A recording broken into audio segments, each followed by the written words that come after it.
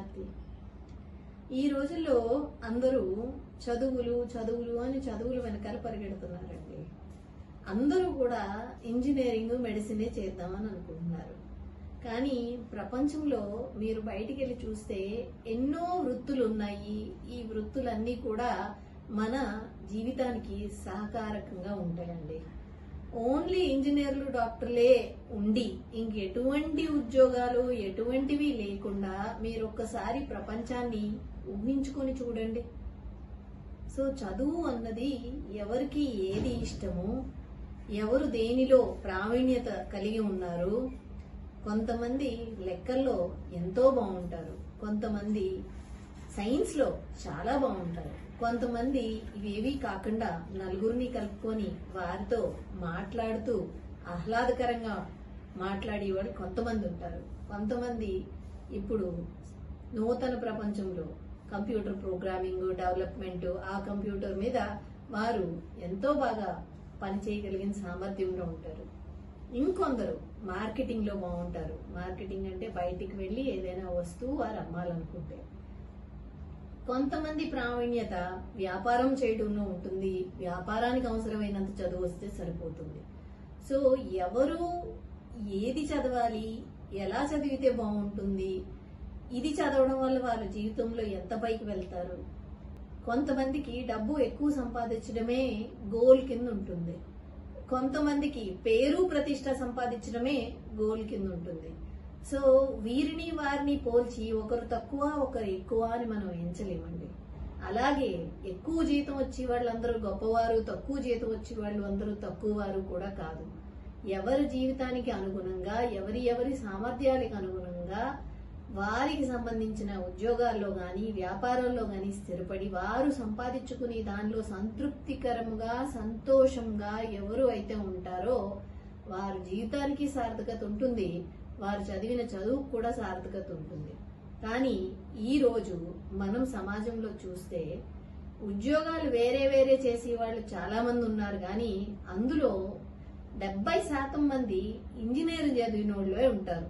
మీరు ఎవరిని అడగండి, ఒక ఫ్రంట్ ఆఫీస్ రిసెప్షనిస్ట్ అడిగారనుకో ఏం చదివావమ్మా, ఇంజనీరింగ్. ఒక స్కూల్లో టీచర్ని అడిగారనుకో ఏం చదివారండి, ఇంజనీరింగ్. లేకపోతే ఇంకొకళ్ళు అకౌంటెంట్ కిందో లేకపోతే ఇంకో ఉద్యోగం చేస్తున్నారు అనుకుందాం, ఇంజనీరింగ్. Councillor engineering.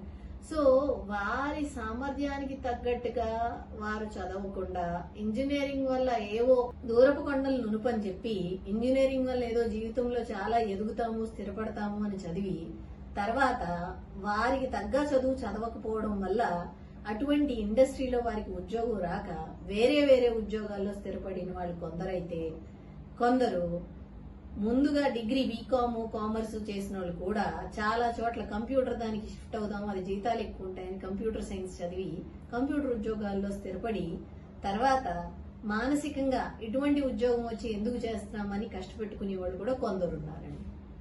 దీనంతటికీ కూడా నేను ఉపోద్ఘాతం కింద చెప్పాను.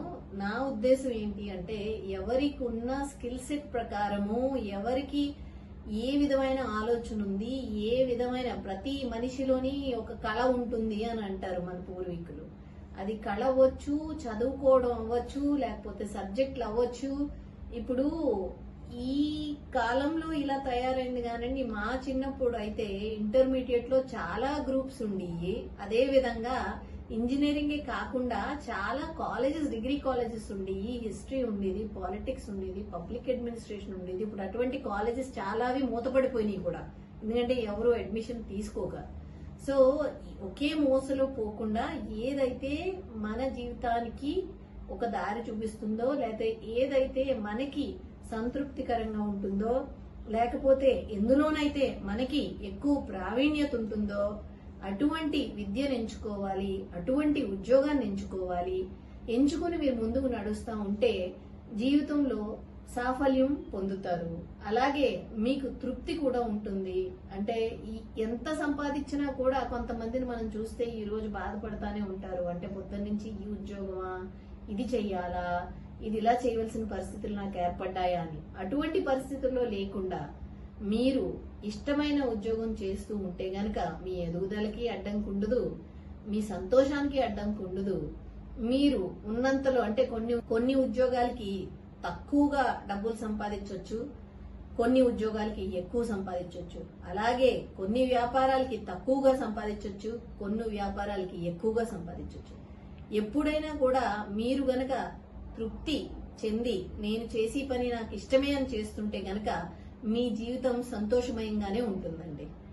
మీరు ఇప్పటికైనా మీరు చదువుకుంటుంటే మీరు ఆలోచించి నిర్ణయం తీసుకోండి. మీ పిల్లల్ని చదివిస్తుంటే వారిని అడిగి వారి అభిప్రాయానికి కూడా ఎంతో కొంత గౌరవం ఇచ్చి వారిని అడిగి నిర్ణయం తీసుకోండి.